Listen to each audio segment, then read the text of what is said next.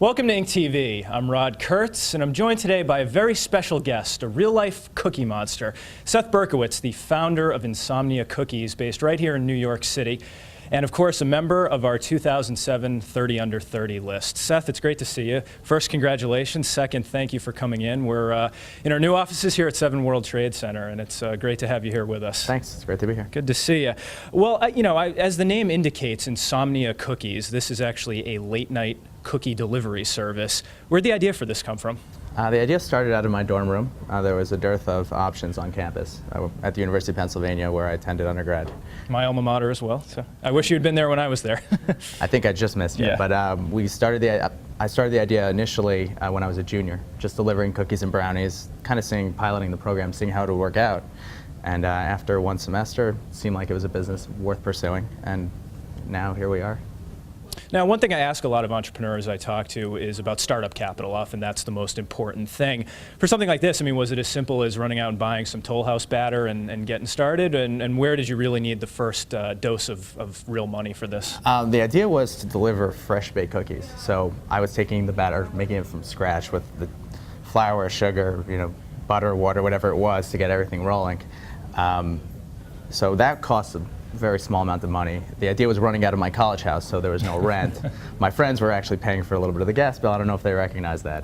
And by the time we reached actual real sales volume, after there was some press, we were breaking even. So what was the delivery technique? On bikes or just by hand? Or? Initially, I was doing everything on my own. Okay. So it was literally baking, a one-man shop. Taking the orders. Yeah.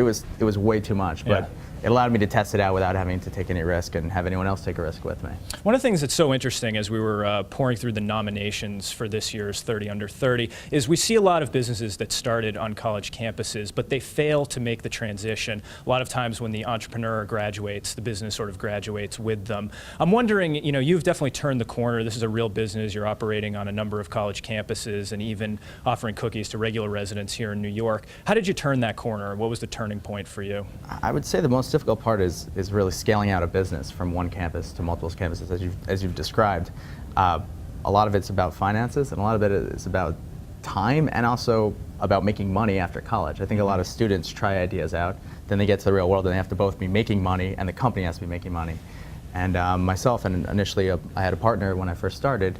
We really were living bare bones, taking more risks. Like so many startups do. Yeah, and then we were able to get our first initial angel investment, our first financing, and that allowed us to really expand it, scale out the business. Now, you mentioned investors. When you take this idea in front of investors, when I was first struck by the idea, I thought it was clever, but how do you get investors to take it seriously? Delivering cookies, are they saying, what is this, for a bunch of stoners? What are you doing here? I guess we took a proven model at the University of Pennsylvania, discussed scalability, saying we're going to do this at 100 campuses, and we're going to live bare bones and run it on our own, and that's a better pitch. But I guess the reality is, if the business is strong enough at one location, and you're able to expand it to the 100 locations and bring in overhead and offices and think about all the reality of it, if you can show that on paper, investors will initially take you seriously. Now, I've sampled the cookies myself, and I can attest they are good. Yeah, but I'm wondering about the demand for this kind of thing. Certainly college kids like late night snacks, but do people see this as a novelty that they order once or twice, or are you actually seeing repeat business? We see a tremendous amount of repeat business. I can't speak for everyone who orders, but I think I'd say about 40% of our customers are repeat customers. And everyone's ordering online? Right now we have been only doing online ordering. Okay. We're going to add on phone systems because sometimes people are out and they want to call and have their cookies delivered when they get back to their houses. So we want to give them that opportunity. What's a typical turnaround time? 20 to 30 minutes on better than Domino's.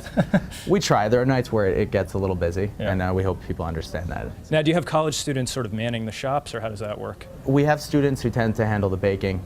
Some of them are delivery drivers. Some of them do. We have retail stores as well. Some of them are cashiers, and they stand behind the counter.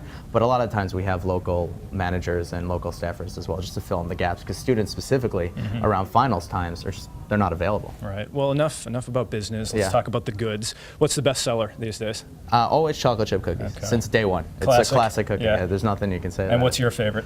I like the double chocolate chip, more chocolate. Okay. That's my favorite. Nothing wrong with Yeah, I think that's Great. it. Well, finally, just to wrap here, one of the things we did with this year's 30 Under 30 list is for all our honorees, we asked them for their advice to other young entrepreneurs out there, something that they may have learned along the way that they wish they had known when they were starting out. Wondering what your piece of advice you'd impart on some of our viewers would be.